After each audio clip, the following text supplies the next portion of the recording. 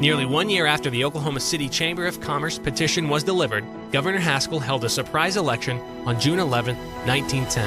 After the votes were counted, Oklahomans overwhelmingly chose Oklahoma City as the new state capital, with over 3 times as many votes as Guthrie, and Shawnee finished a distant third.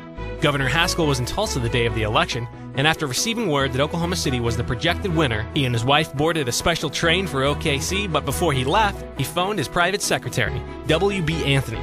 Frances Haskell recalls. Mr. Anthony, his secretary, when my father got him and said, go to Guthrie, get the state seal, and bring it back to Oklahoma City.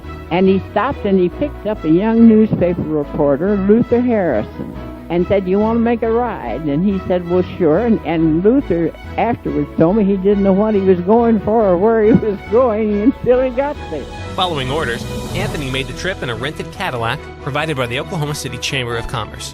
Upon arriving, Anthony called Earl Keyes, a clerk at the Logan County Courthouse, and requested a meeting with him at the courthouse. In Keyes' words, he went to the vault, opened the safe, lifted the seal out, wrapped it in a piece of brown wrapping paper, and Anthony put it under his arm, got in the car, and drove straight through Oklahoma City and delivered the Great Seal. Author and longtime city editor of the Daily Oklahoman, Irvin Hurst, on the governor's arrival in OKC. Boarded a southbound train and returned to Oklahoma City at 10:20 p.m.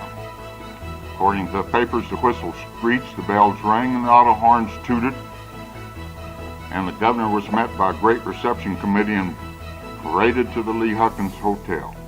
After 20 years of struggle, Oklahoma City was definitely and finally the capital of Oklahoma.